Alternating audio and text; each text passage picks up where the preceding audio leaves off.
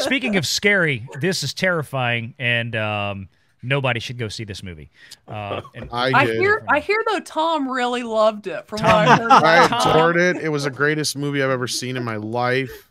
Tom loved this movie almost as much as he loves Kevin Smith. Okay, so No, I actually did get to see that. So like the Haunted Mansion will have some family competition this next week with Ninja Turtles coming out, and the best I can give you for a short review is this is not a Ninja Turtle movie. It's not overly woke. It's safe for 6-year-olds, but it's also not a Ninja Turtle movie. It's basically what Paul thought Ninja Turtles was, or our parents thought Ninja Turtles was. It's just all the gross out stuff. The characters are barely the characters. Is there a fart joke in it, Tom? At least one or two, probably. I don't remember. There's a turd joke at least. There's an ongoing milking joke. I really question whether or not Seth Rogen actually watched Ninja Turtles. I really question whether or not Seth Rogen can tie his own damn shoes most days. I didn't find it even in like an ironic way of like, okay, it's not Ninja Turtles, but it's entertaining. No, it's not. I mean, maybe a 6-year-old will find this entertaining, but even the kids in the theater, because it's like a 99-minute movie, they were starting to get restless about an hour and 10 minutes in, because there was one kid specifically that his dad was like the only person enjoying the movie, but that's because he wasn't paying attention to his 3-year-old who was running wild through the whole movie, basically. But that's what I was other than wondering. that, This the looks like laughs a were movie sporadic, and it looked Do like they a get to movie use that's weapons? made for nobody that actually knows Ninja Turtles. Like, if you go into this movie having never seen a single anything Teenage Mutant Ninja Turtles, then the studio has a shot. I mean, as far as the audience enjoying it, but otherwise, which is weird because like the audience that showed up seemed to be the same as Barbie, only with the dads and the boys. Right? So, it was out of desperation. Well, it was a lot. It was pretty much packed, and so was Cultures and Six's screening. Now, oddly enough, Mikey, who's in the back, his screening got canceled because it didn't due to lack of interest. So I don't know if this is a regional thing or what. But like Six and I are up north. So like up here in the area where we're from, no problem. People were watching. I can't remember exactly where Culture's from, but I want to say he's from somewhere in the south east, I believe. So like he didn't have a problem. He said it was full. But like in my theater, it was a lot of dads with their kids all dressed in Ninja Turtle shirts. Mm-hmm. In fact, I even got compliments on my shirt because I wore my red Raphael shirt. And a couple of guys said, "Oh, I like your shirt," or whatever, when I come in. But they seemed so with it, but like me as a huge Ninja Turtle fan, it drove me nuts. I spent most of the movie like this. If I could say what the fuck, I would have, because I didn't, because there was children surrounding me. It was. I can't recommend it for Turtle fans, but if you're a parent who wants to see something with your kid that is not going to be too bad, like as far as like rating wise, it's fine. It's PG. It's made for 3, 4, 5-year-olds. But as far as an adult, you're going to really be stretching to feel entertained by this. The art style is really weird. I hate it. It's a mix between... I hate it. It's kind of trying to do the Spider-Verse thing, so it has the drop frame rate to make it look like... not CGI, but claymation. Right. And the turtles and all the characters look like they're made from claymation, but they've got drawings and squiggles and other things that are distracting. And it looks like a hot mess. And it is kind of a hot mess. We're now living in a world, Tom. We're living in a world now where the Teenage Mutant Ninja Turtle movie is PG, but Barbie is PG-13.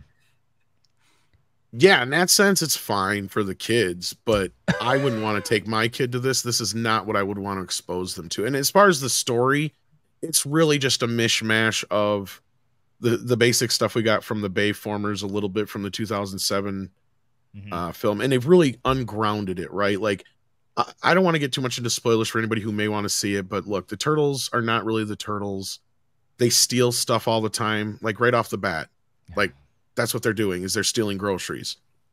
And I'm like, no, the old Turtles would have at least left money. They presented Splinter in the promos. He's a dumb dad joke. That's what I'm like. I'm like, well, no, it's no surprise. This, I don't want to see this. I will refuse to see this Turtles movie in the theater. I will not pay for this. I will not support it. April is confusing.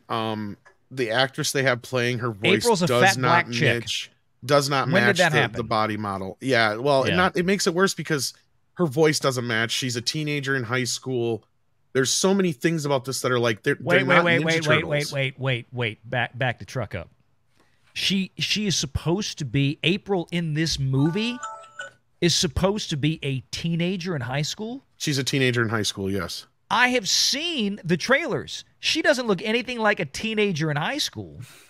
In fact, that's one of the Turtles' biggest things is they want to go to high school. Never mind. Screw this movie. It's more like X-Men in a sense. It's weird. It's kind of... Yeah. Again, I really question whether Seth Rogen actually ever watched Ninja Turtles. Probably not. Because there's some other things I could just... Because I went off on it for like about Kevin an hour. Smith never watched He-Man, but... Is Casey Jones in it? No. Shredder's not even technically in it. Actually, that's not true. They already announced a sequel in a TV series, but guess what? I've heard they're happening no matter what because they're fulfilling licensing deals. That's probably why. Yeah, they get to use their weapons or no? Sort of.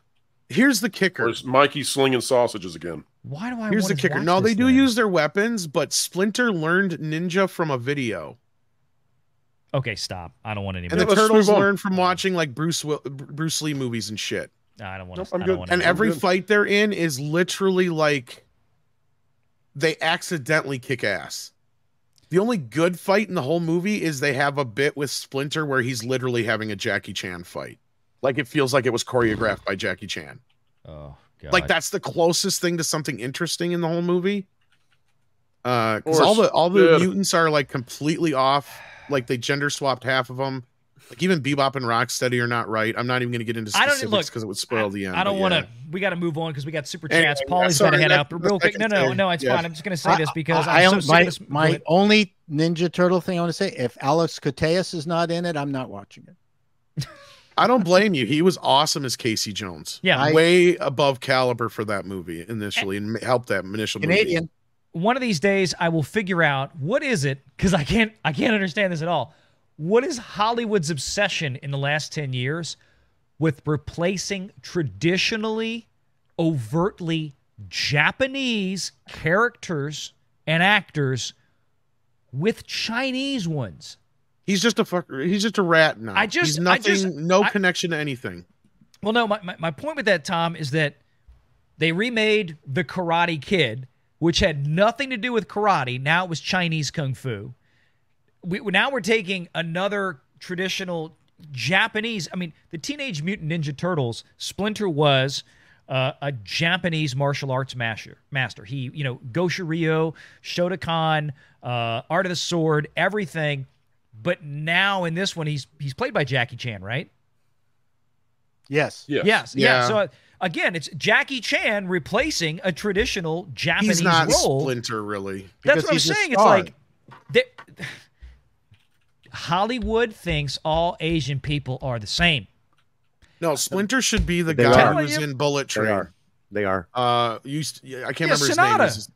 Hiroyuki Sanada. That's who I said should be playing Splinter like a year ago. I'm like, he's the hottest Japanese actor out there right now. The hottest Japanese actor out there right now. There's no reason not to have Hiroyuki Sanada. This made me think of you, Valiant, when I was watching the movie and thought of that because the first thing Splinter does after the Turtles get back and they get in trouble from being out too long is their punishment is he tells them their origin story.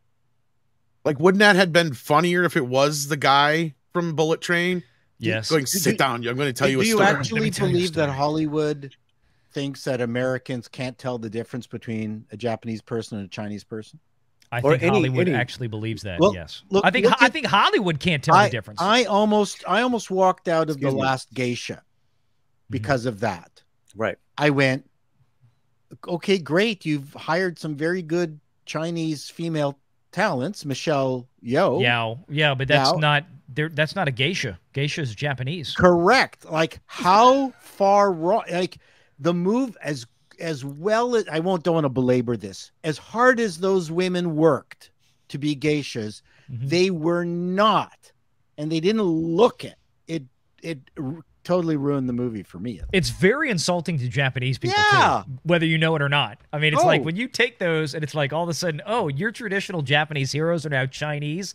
That is the biggest middle my finger to Japanese culture that you can imagine.